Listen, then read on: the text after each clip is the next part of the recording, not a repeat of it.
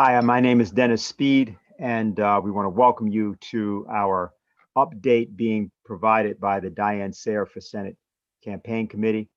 Got a bunch of people here to talk to you. Last week, we did something very similar, and what we're here to do is to talk about the present circumstance unfolding concerning the great theft of the presidential election of 2020. Now, if you were to listen to the media, you might have concluded already by today that, well, essentially, it's numerically impossible for Donald Trump to become the president of the United States. This is not only not true, but it's essential to those who were stealing the election that this be believed. Now, there are things that have occurred formally. There's been a concession of Arizona to Biden. There's a discussion that Biden has also won Georgia, which is quite a trick, which we'll be able to discuss. Jim Jatras and others will be able to discuss that in a bit. The president has run North Carolina, it's said, and there's an idea that it might even be, pardon me, my cat, might even be the case that even if he won, that is, even if Donald Trump won Pennsylvania, then the way that things are shaping up, it wouldn't be possible to get the Electoral College. This is completely false. But the most important thing to understand is that there's a process underway right now, in a form of decision that's being made that may affect the country in the most decisive way. Some analysts, some of them formerly with National Security Agency, have contended that a program was used in 14 states of a top secret nature, originally designed to be used as a form of counterinsurgency, electoral counterinsurgency in various countries of the world. It goes under various names. Earlier, back in 2003, 2004, it was called Raptor. Some people say it's also been called Gambit. The name by which it's become popularly known recently is something called Scorecard, which is a derivative of something called Hammer. Now, the fundamental point here is that that capability does exist. What its exact name is, its exact provenance is, that's not entirely clear. But what's significant is that if this program was used as a computer-based program, it would have been used early in the election, early in the way that it was intended to shift the election in several states by a percentage factor of about 3%. But apparently what occurred was that that was not sufficient. And other good old forms of vote fraud, the kind of thing that you're hearing about in some of the legal cases, were used. But these things were used as a secondary. The problem involved is that the legal cases and other things that are presently being pursued, while they're going to show fraud, are designed to not show fraud sufficient to actually change the outcome of the election. It's supposed to look like what's called a college try. You gave it the good old college try. And it will be a lot of yelling and screaming about how we almost got it, but it will fail.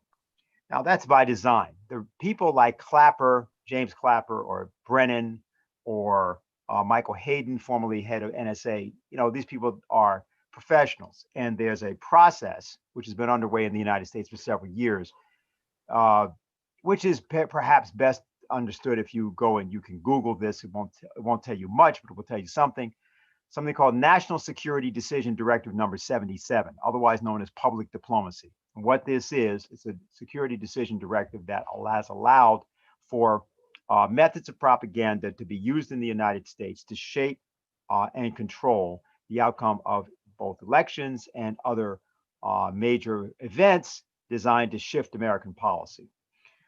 Since the days of 9/11, the United States has veered upon, as many of us know, a kind of quasi-police state status. Many things that used to be done only in other nations have been being done in the United States. It appears to these analysts, some of them people like former National Security Agency operatives Bill Binney, Kirk Wiebe, and others, that such a thing was done in this election. Now, we're not here tonight to talk about that particular thing. In fact, the point that we want to make is that there's a need for people to recognize that there's something fundamental going on here. It happens to be the case that the Biden presidency, if you want to call it that, or the Kamala Harris presidency, if you want to call it that, or the whoever it actually is presidency, which is the best and most accurate name for it, that thing is intended to impose policies on the United States, which will depopulate the United States. And even what we're seeing happen around the various permutations concerning the way in which the medical structure of the United States is being restructured, starting with Obamacare earlier, and now in the midst of various forms of reactions to the coronavirus matter. However you see that, point of the thing is that the purpose of the policies coming in the door is depopulation of the country. Often people talk about how, well, this area of Africa or this area of Asia is undergoing genocide. We're talking about the United States. We're talking about 100 million people who are the immediate target of this sort of thing. There are cofactors in the cities, medical problems, problems of all sorts, which have come about because of the radical and massive deindustrialization that we've undergone for many, many decades in this country. So what we're here to do tonight is to do three things. First of all, to reassure people that, in fact, the situation is that not only is there a battle being fought, but there are tools with which that battle is being fought that, if they are in fact used and pursued thoroughly, will overturn the myth of the present circumstances of the election. That's one thing. The second thing is to actually say something to you about what the policy outlook is, not only of the incoming monstrosity, but also with respect to what the president himself can do, including in these next days, weeks, and so forth. And the third is to suggest to you actions that you can take at this point. Some of them are being taken tomorrow in the form of rallies and demonstrations, other kinds of activity. Some things are being done in terms of exposure. Some things are being done by blogging and doing things by networking. There are various kinds of activities. So what I'm going to do is to first introduce everyone that will be with us tonight. There's a few people that are going to be joining us. There's Diane Sare, who's candidate for United States Senate for 2022 against Chuck Schumer. There's Jim Jatras, who is a former advisor to senior advisor to the Republican Party. There's Daniel Burke, who was a candidate this year for the U.S. Senate. He ran against Cory Booker. We're hoping to hear from Cara Castelnuova a little bit later. I think she's down in D.C. and sort of checking in. And that's pretty much the thing. And maybe we'll be a couple of other people joining us. So having welcomed our panel, I guess I'll start with Diane. Why don't you get us started? Great, thanks. Actually, since Daniel is pressed and I have a few things at some length that, well, not length, because we intend to talk for about 45 minutes to an hour here, but I know Daniel has a pressing engagement. So I think I'm going to go right to my colleague, Daniel Burke, who just finished up his Senate campaign as a LaRouche independent in the state of New Jersey against Cory Booker, and really did extraordinary work in recruiting from all kinds of allies of Trump, both young people in the US and internationally who'd like to see the United States fulfill its intended mission in the world against the British Empire, and also people from the Tulsi Gabbard campaign, many of whom became Trump supporters. And of interest, Tulsi Gabbard on election day sent out an email, even though she had formally endorsed Joe Biden, I think clearly under intense pressure. Her email on election day simply said vote and did not specify a candidate. But Daniel has engaged with many people, because I think what the LaRouche movement is trying to do is something much more universal, something much more rooted in principle. So Daniel, why don't you go ahead? Thank you very much, Diane and Dennis, and I'm really very pleased to be here with Jim Jatras as well. So I'm going to be extremely brief, and I'll just tell you what I've been doing and what I think people can do, and what I'm going to do tomorrow. We have been intervening into this whole process where 2 days after the election, I was in Bethlehem, Pennsylvania. We had big banners, Stop the Steal, Defend Trump from the Coup with LaRouche. And we went through the entire day just having people come straight up to us. But I will say there was a varied response. Some people were in extremely good fighting shape, and some people were, I had one lady who spoke to me, she said, I've been with Trump from the beginning, but I'm almost done. And I spoke to her about it, and gradually we came, I just brought forward for her, did you really think that you could ever trust Fox News? Who do you think runs Fox News? Who is Sir Rupert Murdoch? You think he's on your side? And she was grappling with this challenge of having to think for yourself, which is, I think, what people are going through across the country. The next, just a couple days later, this past Saturday, I went to Trenton for the first of the Stop the Steal rallies that were taking place in state capitals across the country. And I believe 30,000 people went out to state capitals. There were a couple hundred people in Trenton. And they were looking for some kind of a means to think for themselves. And I want to share with you sort of what they were running into, because it's very relevant in terms of how this process is being intervened upon by the wrong aspects, by people who are really trying to drag it into a terrible direction. Besides our organization, and we had about 5 people there, we got tons of literature, signed up a ton of people, and I met a lot of people. I gave a short comment in which I emphasized that we're now trying to fight to break the whole system, the whole Anglo-Dutch liberal system, as Mr. LaRouche termed it, the entire neoliberal, otherwise known as globalist system that people, by various parties, that people are looking at. We're going to break the whole thing. That's what defeating this vote fraud is about. And we're going to create something new.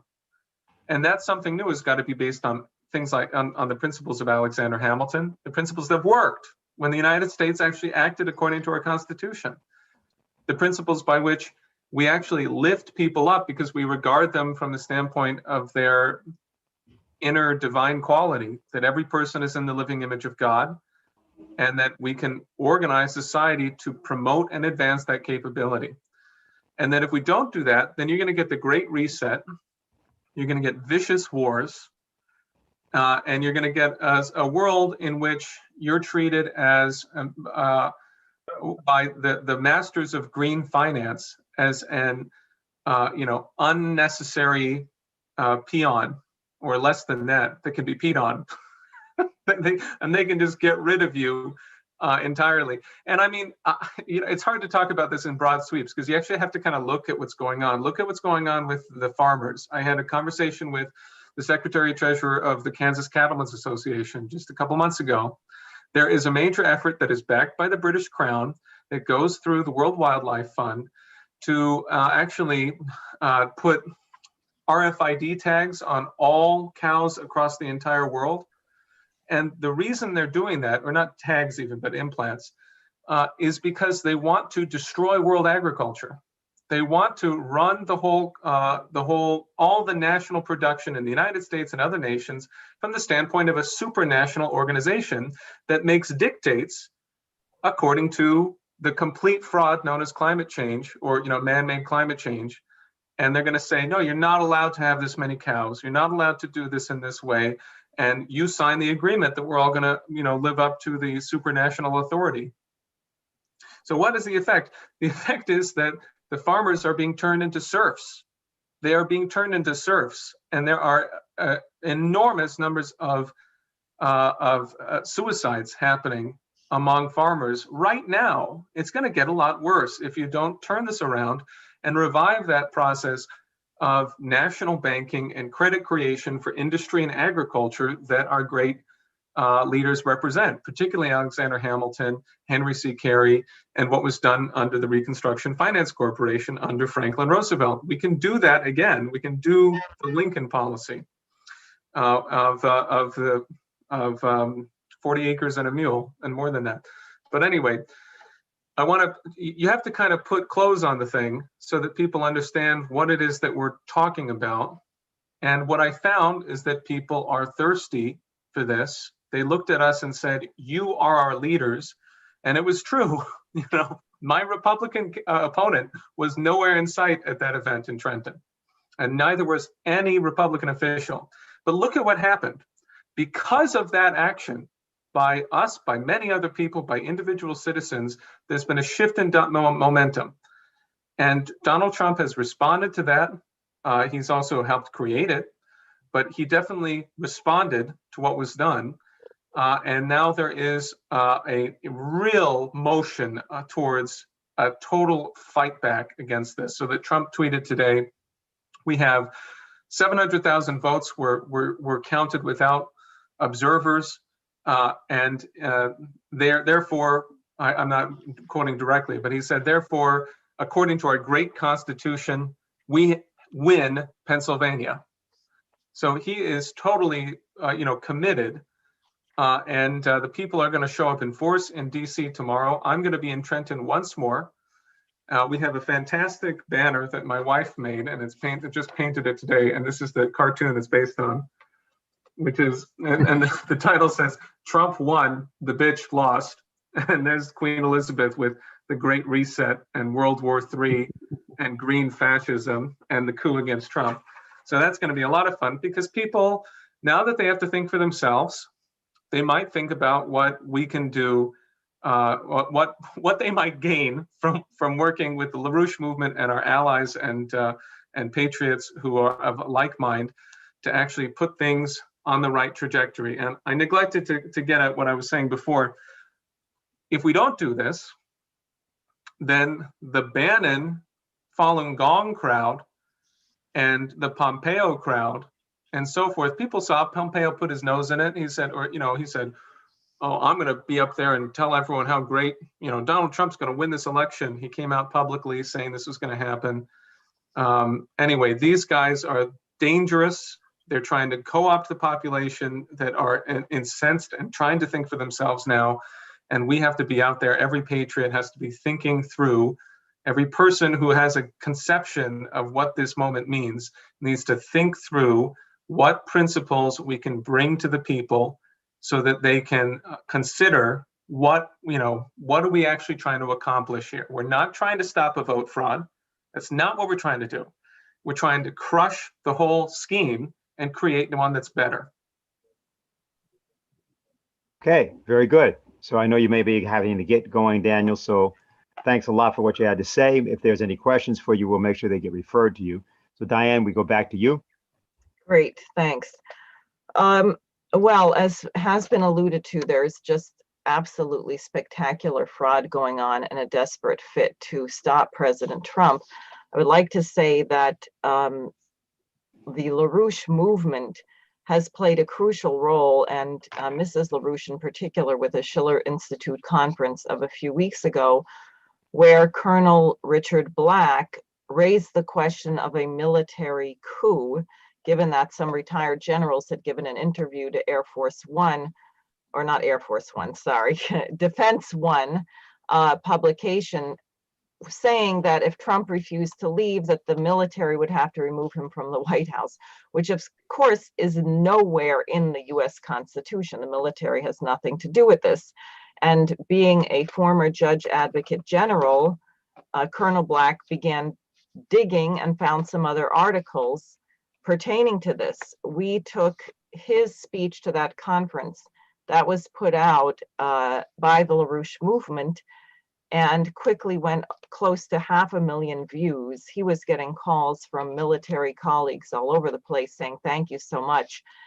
And therefore, I don't think it's a coincidence or accidental that President Trump has acted to remove Defense Secretary Esper, who himself was critical of President Trump for saying that he was willing to bring in the National Guard to quell the paid violent provocateurs in the misnamed Black Lives Matter and Antifa that was going on in cities around the country. And Colonel Black pointed out that this has been done, I forget how many times, but 200 or something. In the history of the United States, it's not that unusual. Esper, as people may or may not know, came to the Defense Department directly from Raytheon. So if you're talking about military industrial complex, there he is. Now, after that, a number of top Pentagon officials, Defense Department officials have resigned. And what you have with the acting Defense Secretary Miller is some Trump loyalists being brought in, which is really crucial, like the retired Colonel Douglas McGregor, who is known for being a dissident, who probably is very sympathetic to getting our troops out of Syria, out of guarding the opium fields in Afghanistan, etc. And others one of whom was very close to General Michael Flynn, for example, who blew the whistle on the arming of Al-Qaeda. But the other reason for bringing in these people and removing the Esper treason faction would be so that you cannot have any kind of military coup or something like that. I think it's very, very significant. And I hope that Gina Haspel and Christopher Wray will soon be fired as well. Now, just to say that, I'm going to go very quickly, but I want to get across an idea, because the United States, the creation of this country was a revolution. It goes back really all the way to Joan of Arc. And it goes back to Nicholas of Cusa, the conception of the consent of the governed, and the necessity for finding a new world, because Europe was so embroiled in this oligarchism where no one could ever get beyond what their father had done. It was all in your bloodline or your family, and you were just stuck in a certain caste. And there was very little room for creativity. And the founding of the United States and the fact that we were able to defeat the British Empire, which no one had done up to that point, which was a strictly oligarchical bestial system. The fundamental theorem of the British Empire is that man is nothing but an animal with an opposable thumb, and that who rules is determined by your bloodline, how much military power you have, how much money you have, and they intended to rule the world. And what the United States demonstrated was the potential of a nation where you protected the creativity of the individual citizens. Life, liberty, and the pursuit of happiness. Not life, liberty, and property, as the Confederate Constitution said. Life, liberty, and the pursuit of happiness. And in the preamble to our Constitution, the principle of the general welfare, but also our posterity, that what you're living for, each of us being merely mortal, what gives us our immortality? What gives us our immortality is the immortality of mankind as a species, as a whole. So imagine the revolutionary concept of having a nation based on that principle. And the conception of John Quincy Adams, of Abraham Lincoln, of Franklin Roosevelt, was that we would be a model and also assist to liberate nations all over the world from a colonial dictatorial system. Now, I say this because what I wanted to tell you about is something that a dear associate of LaRouche, Hussein Askari, who is an Iraqi who fled to Sweden during the first Iraq war in the early, I guess it was 89, 1990, who he's been in the middle of organizing because of his association with us. And what's occurring is that China is making a deal with Iraq, which is really an American system deal. And I just want to show you a map. If you can show the first map, whichever one of you has it, of it's actually, I think the map highlights Syria, but this region in the Middle East. Yeah. So what you see, first of all, why do the British always want to keep war here? Because it is a crossroads between Asia, Europe, and Africa. And it's the 5 seas, the Caspian Sea, the Black Sea, the Mediterranean Sea, the Red Sea, the Persian Gulf. So if you want to keep this perpetual war, you have to keep war. You have to keep war in this area, keep it destabilized. Now this happens to, in the lighter, show you Syria. But if you can create some key points of connectivity, like this port they're working on actually in Iraq, which has very limited access to the Persian Gulf, FAW, F-A-W, I think is the name of it, certain key rail lines, you realize what you're talking about is connecting Asia and Europe, Asia, Europe, and Africa. It's very powerful. And Iraq, since the invasion in 2003, much of the country still has no electricity. The place has not been rebuilt. They don't even really have a functional government. It's a mess. And what China did, you can go to the next map, actually. Let's look at this a little closer. These are some of the proposals of the One Belt, One Road initiative. You can see maritime transportation corridors, rail transportation corridors. You see Baghdad there. One of the biggest crimes of Bush, I guess, and others was the destruction of the library. But you see what a crossroads, an incredibly rich crossroads you have in this region. And you think about the potential of transport of culture, of goods, of people, of technology through this region. So what China and Iraq have been discussing is Iraq sends China 1 million barrels of petroleum per day. China is setting aside 100,000 barrels per day in a special, the funding for that is going into a special bank account. When they get to $1 billion worth of petroleum, China is going to give a loan of $10 billion for infrastructure, specifically building a deep water port at FAW, building high-speed rail. In other words, creating an electrical power grid, getting this country back functional.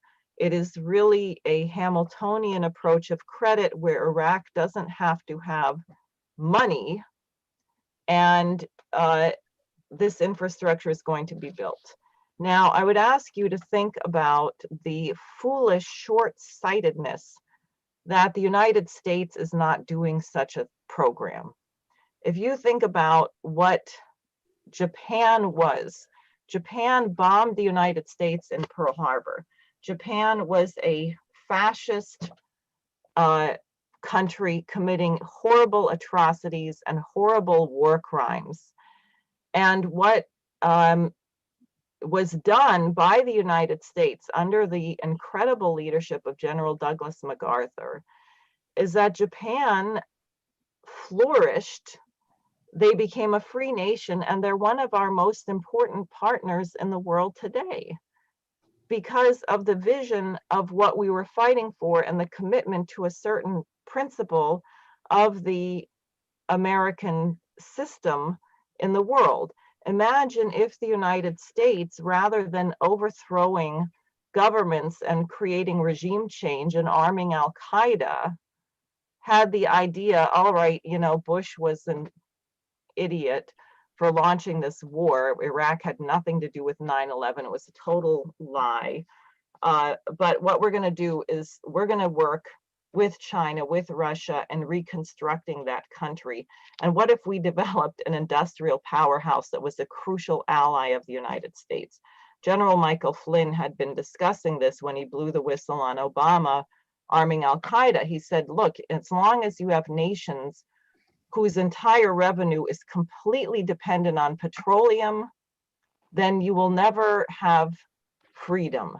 You need nuclear power, you need development in this region. Well, Obama fired him.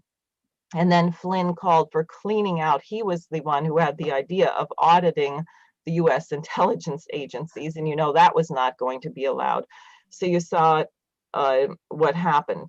But I wanted to show you this deal with Iraq because, and if you reflect on what the United States did, both with the reconstruction of Germany, the reconstruction of Japan, the mission of our nation as an anti-colonial force, and what President Trump said at the United Nations last year, where he said, the future is not for the globalists, it's for the patriots, and that every nation should be great. Why is it a threat to the United States if other nations are stable and developed? It's not a threat.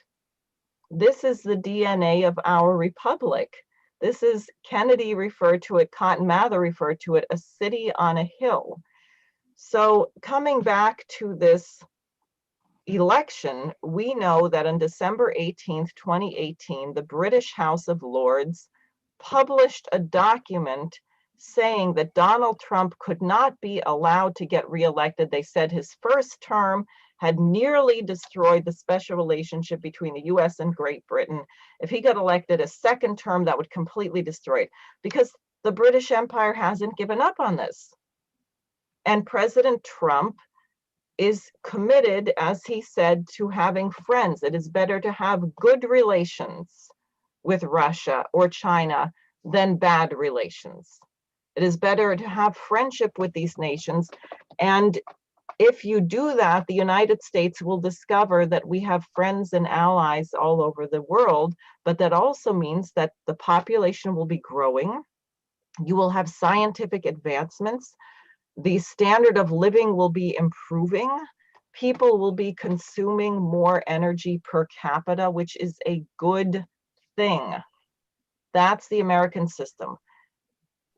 If, God forbid, that we cannot defeat this coup, this ongoing fraud, because Trump did legitimately win the election, what Biden represents is the British Empire. It is that system. It is the coup. There are people warning that within 2 months of a Biden taking the White House, we would be in an actual shooting war with China. These dangers are very real. So this is not a fight that we can afford to lose. Thankfully, President Trump is very determined to fight and not surrender. He knows that he won the election, and people should not allow, the media is definitely playing a kind of psychological warfare game to try and get everybody to give up and go home. I talked to the guy at my auto repair shop today and said that he had to really quickly check my tires because I was rushing to a Trump rally. And he said, "Don't you think it's over?" And I said, "No." And he said, you don't think it was a fair election? I said, "No way." And he goes, "Well, I have to admit, every single person I know voted for Donald Trump." But that wasn't what they showed here. So we cannot allow this demoralization. It's too precious. We're not only fighting for ourselves. The fact of the United States having a free and fair election or not has major, major implications for every single nation on the planet. And that's what we're fighting for. So that's what I wanted to say. Okay, thanks, Diane. Now we're going to go to Jim Jatras. I just want to say something about Mr. Jatras. He was a policy advisor for the United States Republican leadership, Senate leadership, for many, many years. And he's been recently and other discussions, including this week, with some of the individuals I referred to at the top of the hour when we were talking about those people that are actively challenging as we speak and are involved in the mechanics, if you want to put it that way, of the challenge to this theft.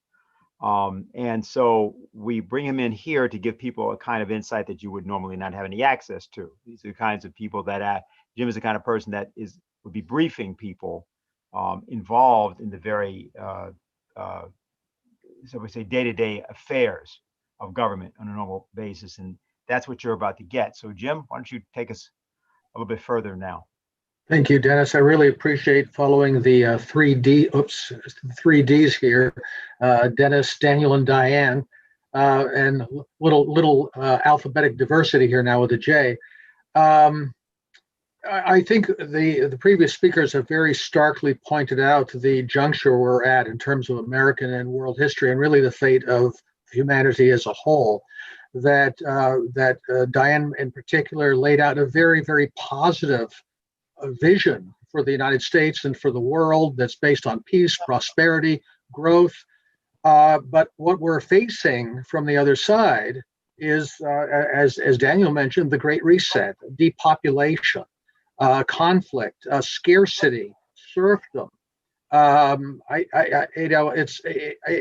It's not a coincidence. Many people predicted that if it looked like Biden won, suddenly the virus that had been their ace in the hole for the election would suddenly disappear. Quite the contrary, it seems. It's just in the last few days, the lockdown is getting much, much stricter in many states with lightning speed, starting this weekend even. And in other countries, And I think that they are moving ahead with breakneck speed, partly because they know that Americans are either demoralized by the apparent win of Joe Biden, or I should rather say Kamala Harris, and that husk of Joe Biden that is her public face, and the conflict over what's going to happen with the election. Now, I will be on the street of Washington tomorrow with a lot of other patriotic Americans. I hope I hope we don't get provocations from Antifa and people like this. I hope the media simply just tries to ignore it, which would be the more benign way they could try to sabotage things. I'm very glad that President Trump is fighting and that so many tens of millions of Americans are standing with him. As a realist, I also want to look at the hurdles that we're facing here, because I think the will is there, the determination from Trump and his top people, some of his lawyers, and many, many Americans. I also worry about who else is in his administration with him, not only have sandbagged him during his term, but really want to misconstrue. It was really all the Chinese fault. They were the ones behind that program. It wasn't our intelligence agencies that maybe did this. I think there are some real vulnerabilities we have in terms, you might say, the flaws of human materials involved in trying to move the ball forward here. I saw recently that one of the two law firms representing the Trump campaign was forced to pull out because they were doxxed by the Lincoln Project, these renegade, never Trump Republicans that have been working to defeat him with lots and lots of money for a long time. When you go to a court trying to get injunctive relief, it's not like when you normally bring a lawsuit where you just make your allegation and you have a trial to see if you can prove your facts. In a sense, you've got to come up with the evidence up front, while the other side is busy hiding the evidence and trying to destroy it. And it's sufficient for a court, especially one dominated by conservatives, who will say, well, we're strict constructionists. Unless you can really show in a very immediate way that the political authorities duly elected, have behaved badly, we're not going to grant the injunction. So that's a huge hurdle right there. There's been some talk about the legislative authority of the state legislatures under Article 2, Section 1, Clause 2 of the Constitution, that they, not the Secretary of State, not the governor, not the elections board, they are the ones who choose the manner of selecting electors in their various states. And in states like Wisconsin, Michigan, Pennsylvania, you have Republican legislatures, even though the executive branch is controlled by Democrats and really the people who ran the corrupt operation to steal the election. Do these Republican politicians have the wherewithal to step forward and say, hold on, we have the constitutional task of directing the choosing of electors. We will not accept any electors from the supposed results of this election until we, the legislature, are satisfied that the law has been followed. No electors will be considered valid until we have been considered satisfied in this. Now, I've seen some movement, I think, from Senator Corman, who is the majority leader in the Pennsylvania State Senate, and Speaker Cutler in the House in Pennsylvania. I've been in contact with some people up there about they're asserting their legislative authority. I hope they will do that. I know people are putting calls into Wisconsin and Michigan and Georgia and Arizona, even though they have Republican governors. They're not acting as forcefully, it seems to me, as they should be. There was a letter from the Republican Party in Georgia saying that the audit of votes they're doing doesn't look like it will be thoroughgoing enough in terms of actual examination of the ballots to make sure that things like signatures on mail-in ballots match. So there's, I guess what I'm saying is the truth is there. I have no doubt that there was massive fraud from a number of mechanisms to steal this election. The will is there from President Trump and from the people. My question is will the mechanisms, the human mechanisms to turn the wheel judicially and legislatively to vindicate that truth, are they there? And that's where I think there really is a challenge in front of the American people here, because it really is, in a sense, a life and death decision for this country and for the world. That if Trump does not succeed, and the Harris-Biden ticket is allowed to take advantage and take office, and you look at the merry band of warmongers they will bring in to the administration. I do, for example, worry about people like Mike Pompeo that have turned Trump's not only America first, but you should put your own countries first into simply another twist on Madeleine Albright's indispensable nation, that the United States is the governor of the liberal democratic order, which basically means the thing that Trump denounced during the time in 2016 in favor of a program that I think is much more in line with what Diane described. So we have the challenge in front of us, and there was what people call this the Stockdale paradox, which is you have faith in the final victory and that you're going to prevail, but you don't sugarcoat the facts as you confront them. You don't allow your faith to change your realistic assessment of the difficulties and hurdles that you face. And I think that's something we all need to bear in mind in this very, very difficult time. I'm hoping that in the next couple weeks, we will see some developments that maybe will start to show some shift back in the direction that may actually pull this thing out. I am glad to see that Esper has been fired. I do hope Bloody Gina goes along with him in the near future. Colonel McGregor, whom I had the pleasure of meeting at a Ron Paul conference several years ago, I think is a great choice. I don't know how much authority he's going to have over there. As I understand it, he's an advisor to the acting secretary, Mr. Miller. And my sense is he was probably McGregor was probably imposed on Miller by the White House. And I expect Mr. Miller's probably not very happy about it, because it wasn't just Esper who was just a tool of his former company, Raytheon. They all the top appointees, with very few exceptions over there. And it's just the question: is it Raytheon? Is it Boeing? Is it whichever company they really represent in those jobs? So we've got our work cut out for us. I think we need to have confidence that this is doable, but whether it gets done or not really depends on us. And let's hope for the best and prepare for the worst. Hey, thanks a lot, Jim. I see that Cara Castanuova is with us, and we are interested in action now. I believe she's down in Washington, D.C., so if she has something that she'd like to say, tell us a little bit about. Go right ahead. You might be muted.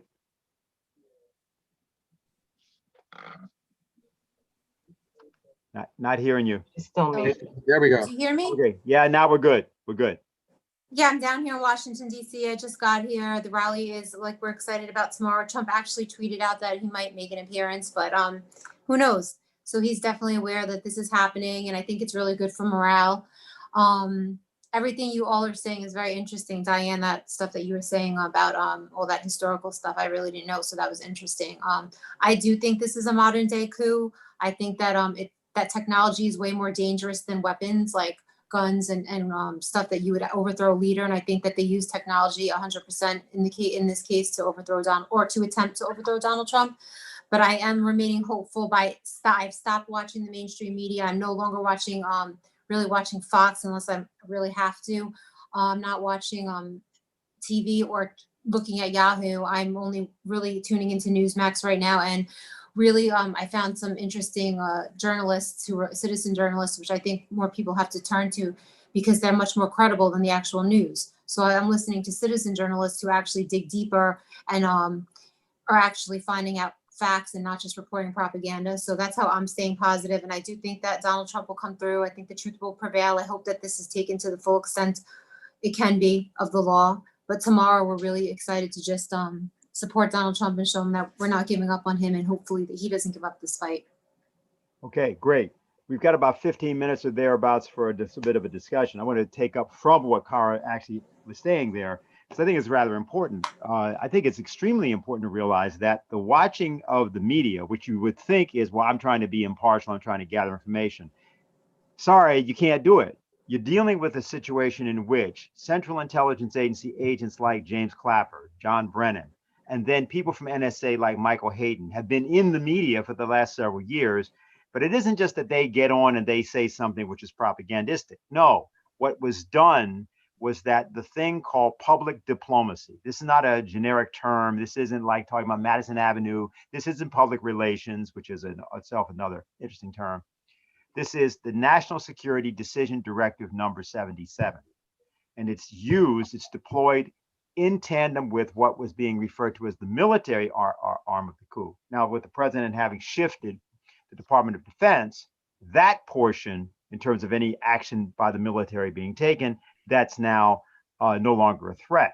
However, the preparation for that operation was what has already occurred around the election and before the election.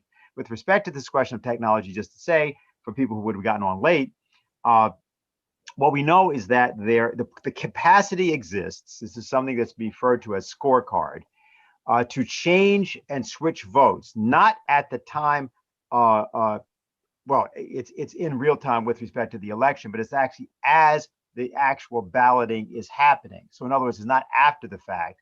And it's not like the way people think about why I voted on this machine and it didn't register for Trump, it registered for Biden. That kind of stuff also existed.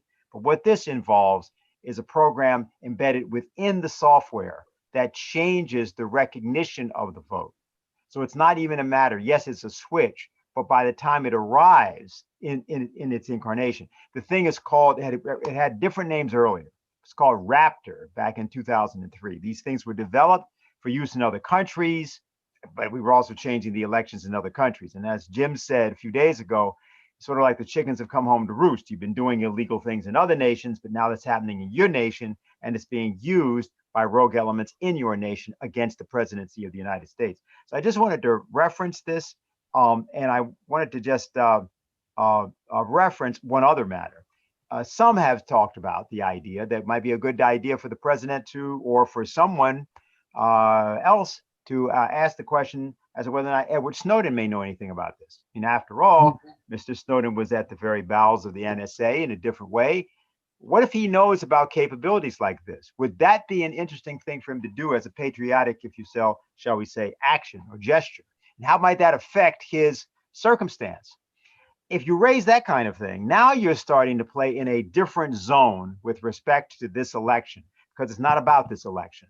This election is a watershed, not just for the United States Constitution and presidency, but for the world.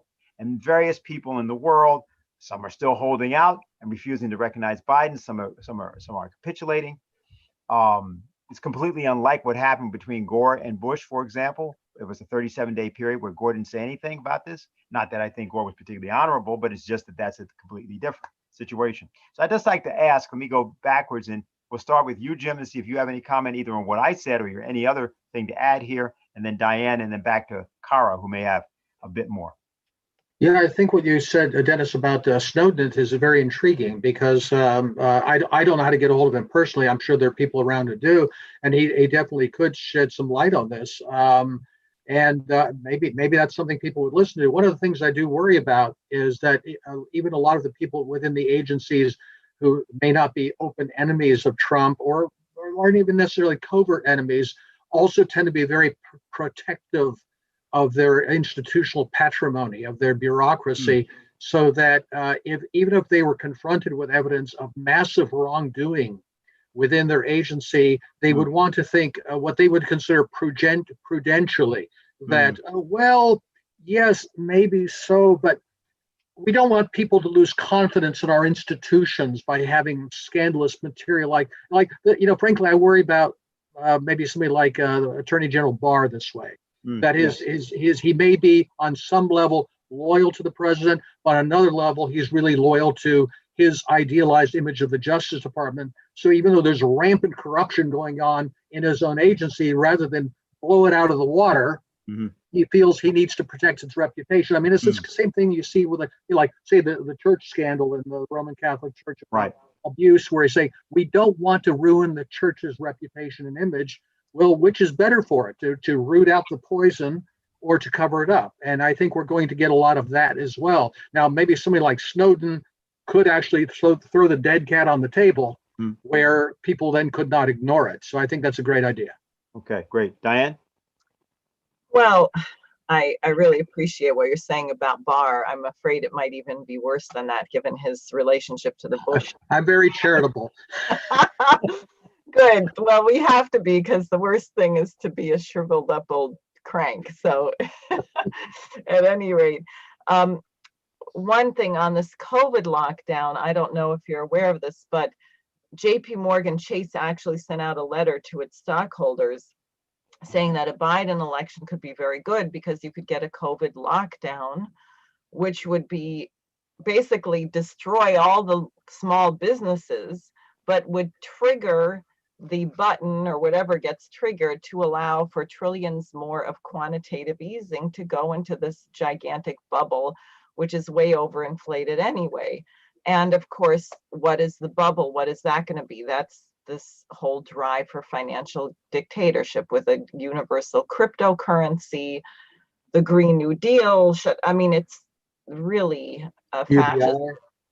Yes, Yeah. and it's completely delusional because it has nothing to do with anything. And I'll tell you, for my campaign, I'm a recent resident of New York City. I moved into the West Village, and you begin to get a sense of how completely out of whack everything is.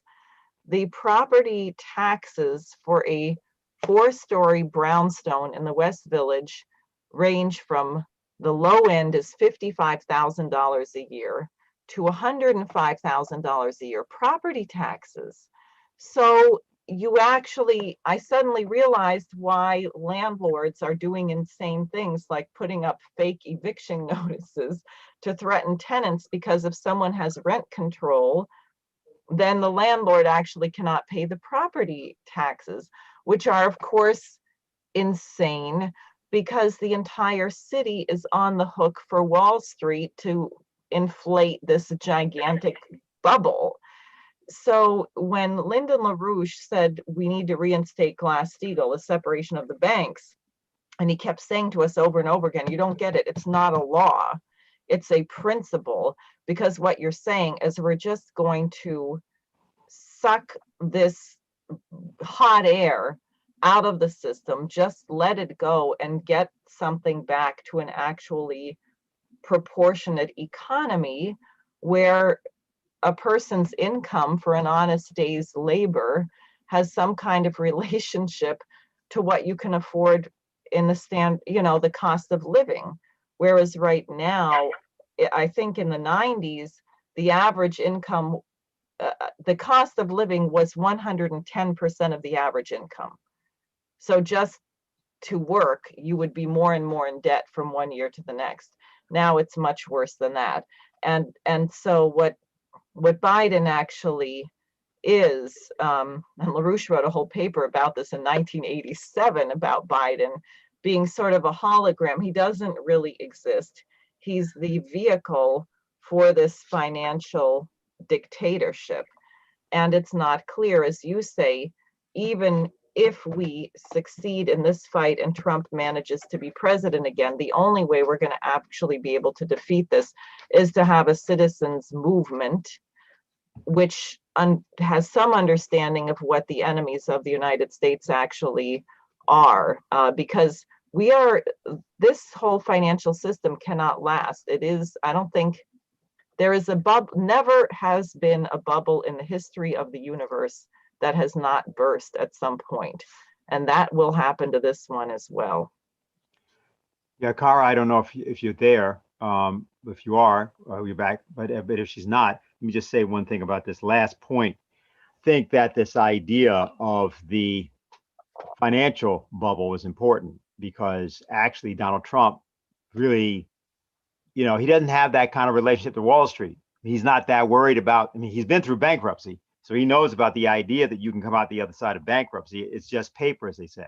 It's really the people. The people come first. The industries come first. The small businesses have to come first. But that's not what's believed either by Wall Street, the City of London, or any major globalist financial institution.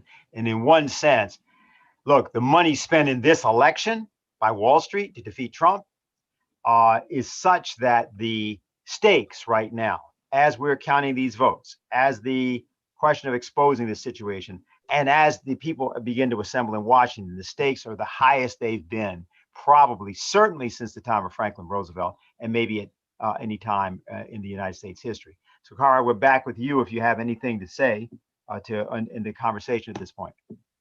Nothing. I just really want to just say keep remaining hopeful, and I do think that, like what you're saying, there was such a machine behind this. I feel that made this a reality for the Democrat Party to even get all these votes, for Joe Biden to get all these votes.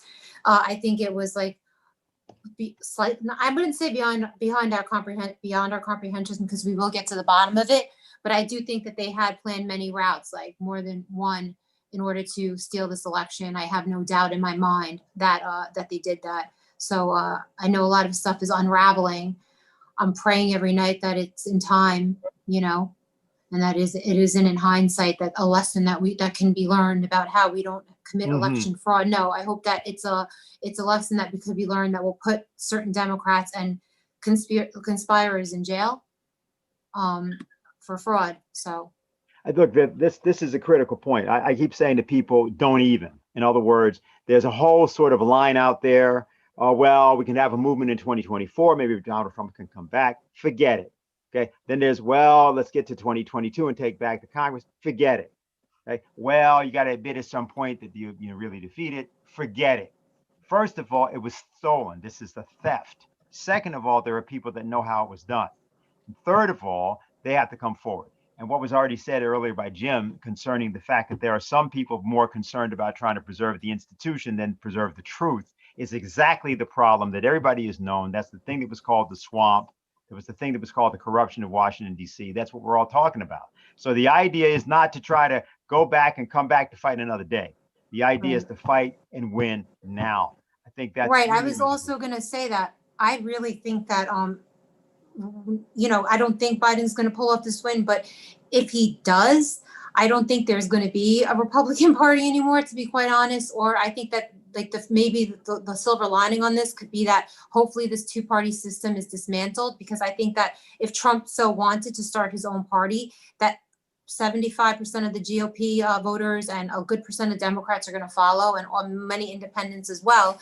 So I look to that, like, okay, that hopefully if they do steal this election from him, he does start a whole new party with maybe different, you know, rising politicians and stars in that party that are not about the being part of the establishment, and sort of kind of following in his footsteps as like almost like people call him a populist, a party that's more populist, because I like that. So you know, I don't think like I said, I don't think that they're gonna pull this off. But if they do, I do hope that Trump just starts his own party. And I don't think he should run again in 4 years. I mean, I would be so angry if I was him. I wouldn't even waste my time. You know, why do that when they could? If it's obvious that the Democrat Party or any party is capable of stealing an election like this, like what does this mean for the future of politics? Like for people like Diane or myself that might want to run for office one day, thinking, okay, if the election isn't even real, they're just going to put who they want in there. It's like, why even bother? Like you're too good for that to a certain extent, you know? So it's, I think his real legacy, and I've said this before, is exposing the mainstream media and opening a lot of people's eyes to the media and the way government works, because nobody knew anything about government. Nobody knew Nancy Pelosi's name. Nobody knew who the Speaker of the House was, or people, they're household names now because of Donald Trump and because he's brought awareness to politics and to the mainstream media. People are questioning things. So I think that, you know, maybe going along the lines of starting a TV station. I always thought he should do this regardless whether he was out in 4 years or 8, where there was actual real journalism, investigative reporting, and fair and unbiased news reporters. That is something that I could see him doing, and I would hope he would, because he's really the only person I think that has, you know, actually made a difference in fighting the mainstream media in many years. Okay, very good. Jim, we're going to go to you because we're taking now final remarks. We're at the end of pretty much our period. So if you have something to say either in response to what Cara said or any remarks that you haven't made up to this point. Just very briefly, and actually it picks up from what you said, Dennis, is that I really do think that there is no, this is not baseball. Hey, wait till next year. You know, it's that if this does go the wrong way, yeah, we're going to get election reform. All right. We're going to get election reform to ensure that what just happened in this heist will be institutionalized and there will never be competitive elections again. Unfortunately, I think there still will be a Republican Party, but it will be kind of locked in as the junior losing partner in an establishment dominated by the Democrats, and that the Bush, Romney, never Trumpers will take back the reins of their what they consider to be their due property that Trump usurped. I don't think Trump can or will lead an alternative opposition movement at that point, because I think what happened to Flynn and Roger Stone and Papadopoulos and the rest of them, they will go after him and his family on steroids. We're already seeing this Robert Reich Accountability Project names being put on blacklists, and they will weaponize it through what you might call lawfare.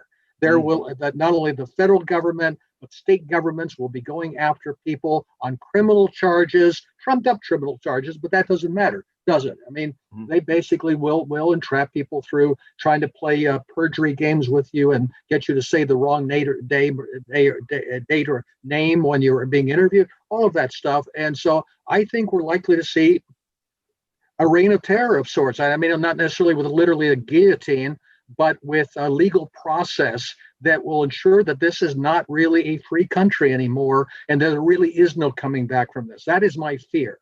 And, I know that's pretty black pill, but I think that maybe it needs to focus our minds. We really got to win this one.